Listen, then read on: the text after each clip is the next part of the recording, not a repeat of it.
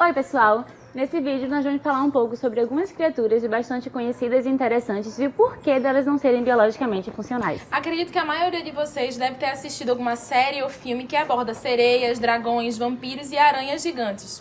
Então, nesse vídeo nós vamos nos utilizar da anatomia comparada para explicar o porquê que esses animais não existem.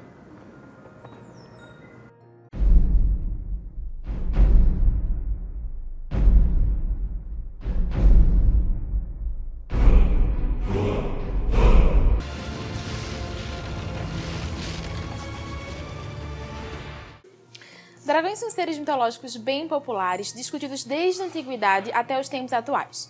E eles podem ser apresentados nas diversas mídias, como livros, filmes e séries. A origem dessas figuras mitológicas ainda não é muito bem conhecida. Porém, eles já eram descritos pelos antigos gregos e sumérios como sendo seres ferozes que eram capazes de voar e cuspir fogo.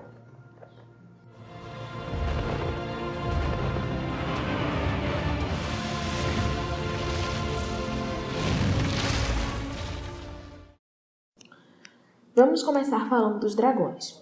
Primeiramente, veremos a questão dos membros, mais precisamente sua quantidade. Dragões originalmente são apresentados com um total de 4 patas e 2 asas. Isso resultaria num total de 6 membros. Mas qual o problema disso? Uma vez que são animais com um crânio com uma coluna vertebral, eles estariam classificados dentro de vertebrados, assim como nós. Se observarmos os vertebrados do reino animal, as linhagens dos que saíram da água, tanto os terrestres como aéreas, não possuem mais do que 4 membros. E é justamente por isso que vertebrados terrestres são conhecidos como tetrápodes. Estes incluem anfíbios, répteis, aves e nós mamíferos.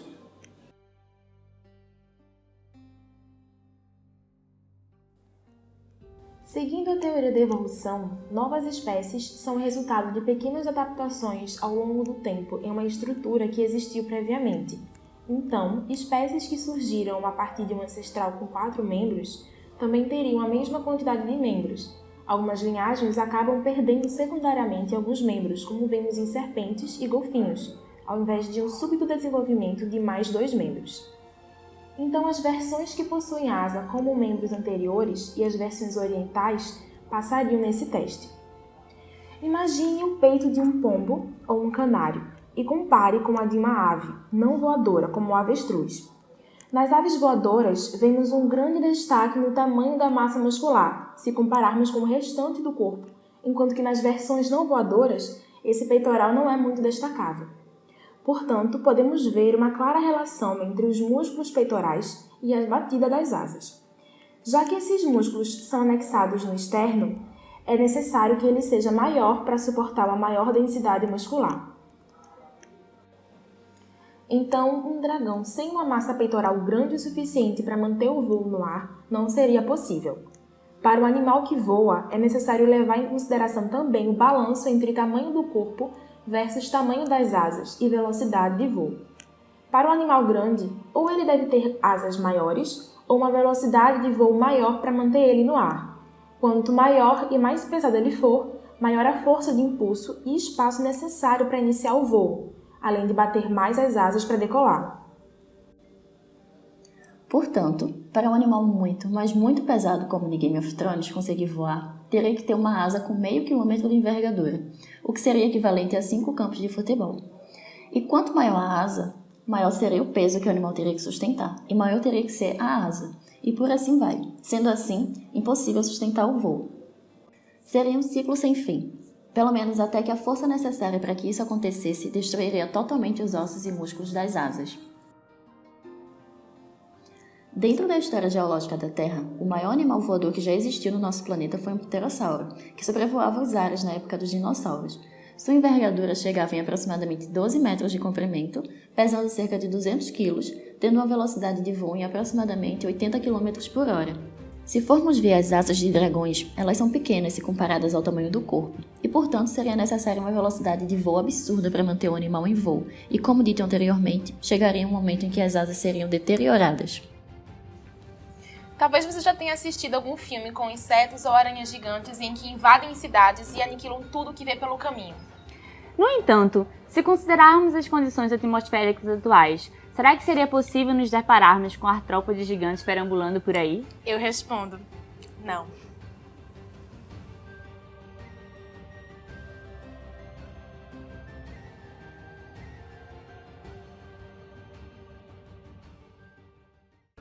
Então, depois de alguns estudos, surgiram algumas hipóteses sobre o porquê desses insetos gigantes não existirem e aterrorizarem as nossas vidas.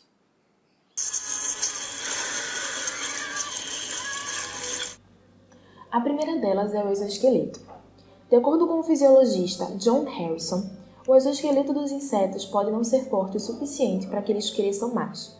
Eles teriam que ter um exoesqueleto muito mais grosso. Como os exoesqueletos são rígidos, as aranhas precisam mudá-lo à medida que crescem, por um maior.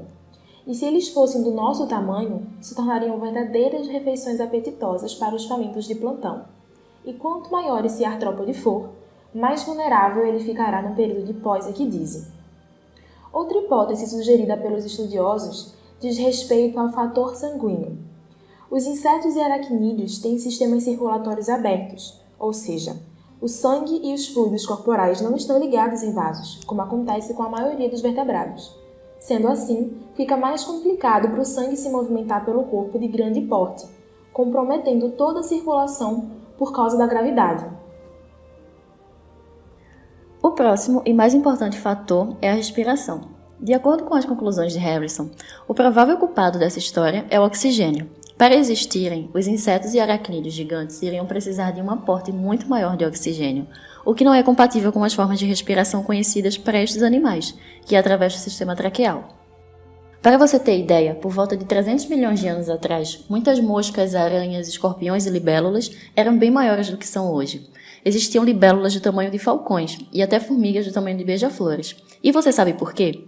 Porque nesta época, o teor de oxigênio na atmosfera era de 35%, comparado com o nível de apenas 21% que respiramos hoje. E o gigantismo pode explicar isso. A grande quantidade de oxigênio da atmosfera naquele tempo ajudou os animais a crescerem.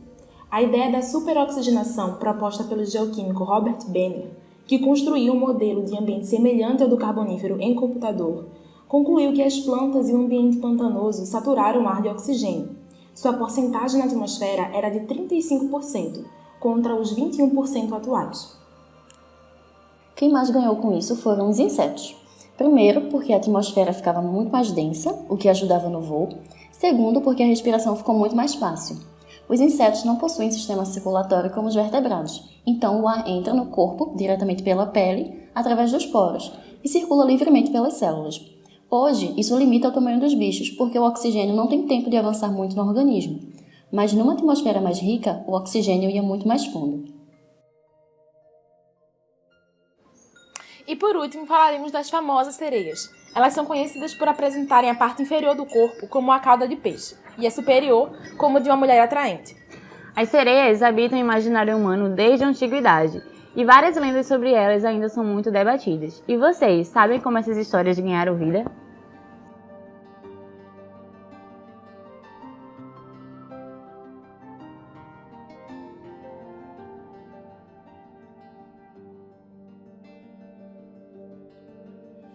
Esse mito teve origem a partir de navegadores que faziam viagens que duravam anos dentro de um barco. Esses navegadores relatavam que ouviam sons e viam criaturas com cauda de peixe e tronco humano. No entanto, acredita-se que o que eles provavelmente observaram foram os peixes-bois marinhos, que são animais mamíferos pertencentes à ordem dos sirênios. Já em relação ao canto das sereias, os peixes-bois emitem sons, determinados cantos, que acabaram confundindo os navegadores, que imaginavam serem de uma sereia. Sabemos que as sereias são bem representadas em diversas mídias, e já houveram diversos relatos de sereias supostamente reais, encontradas mortas nos litorais, todos se provando falsos posteriormente. Mas por que esses relatos não poderiam ser verdadeiros?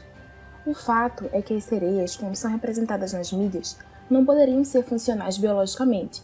Isso se deve a principalmente 4 fatores. O primeiro deles é a respiração.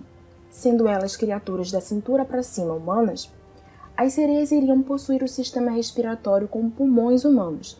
Em geral, os pulmões são estruturas que retiram o oxigênio do ar atmosférico, não podendo funcionar embaixo d'água, pois não conseguem obter oxigênio da água, assim como é realizado pelas brancas nos peixes. Alguns animais que voltaram para a água de fato conseguem sobreviver com uma reserva de oxigênio que fica nos pulmões, como baleias e focas.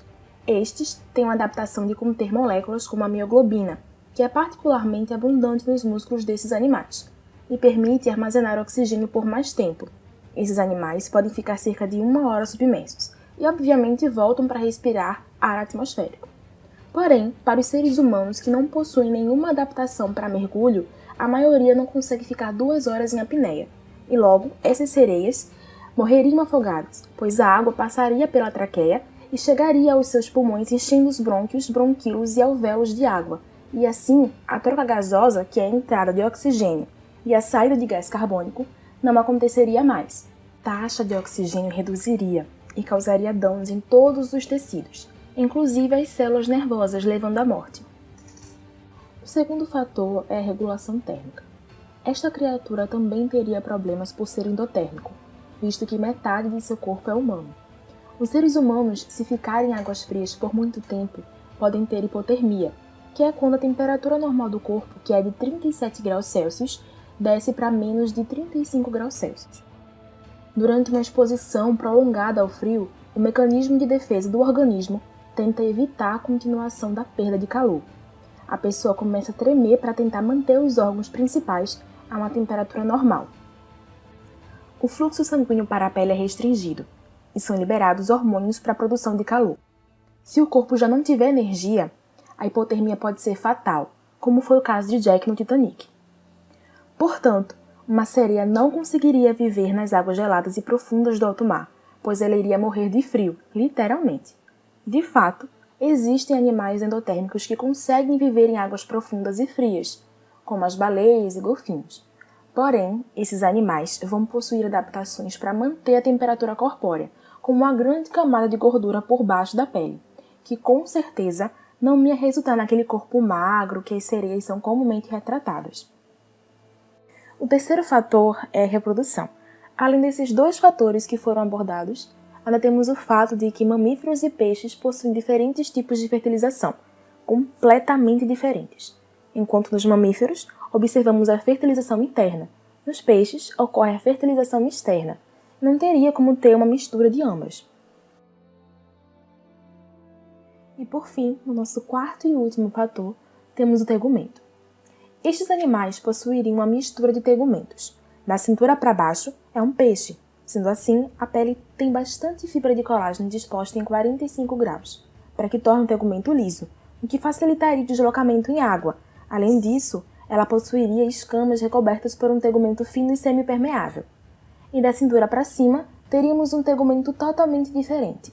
Não é mais uma pele fina, permeável e cheia de escamas, e sim uma pele que possui uma camada de queratina, que a tornaria hidrofóbica. Além disso, teriam pelos. A pele não ia ter tantos a ponto de fazer alguma diferença, mas na cabeça possuiriam pelos longos que não são nem um pouco práticos dentro da água, tanto que os mamíferos que voltaram permanentemente para a água têm a quantidade de pelos reduzida ou ausente. E claro, ela sofreria com arrasto. A sereia retratada nas mídias tem muitas curvas que atrapalhariam o deslocamento delas dentro da água, tanto que o colágeno presente na pele dos peixes servia para deixar a pele lisa, diminuindo o atrito com a água. Além de que a maioria dos animais que eram terrestres e voltam para a água perdem o pescoço, também pelo mesmo motivo, para tornar o seu corpo mais hidrodinâmico.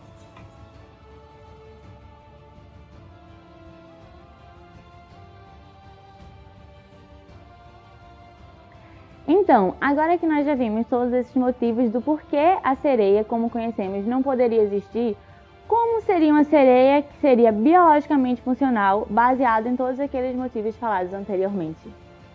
Trouxemos aqui uma representação para vocês verem.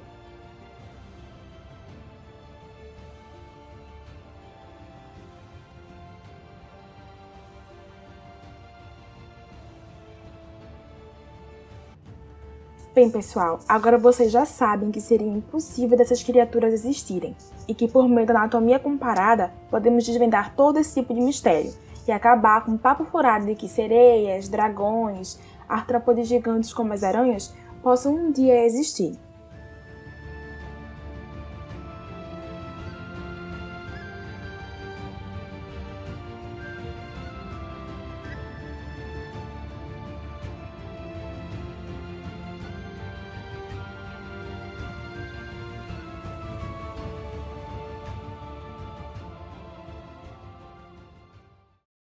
Então, gente, felizmente fomos atacados por um grupo de formigas, né?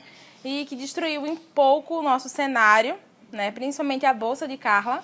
Ela levou algumas picadas, mas passa bem. Nesse momento ela está retirando os seus utensílios da bolsa.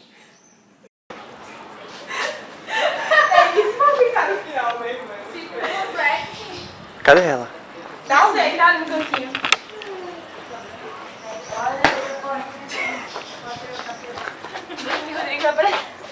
Rodrigo!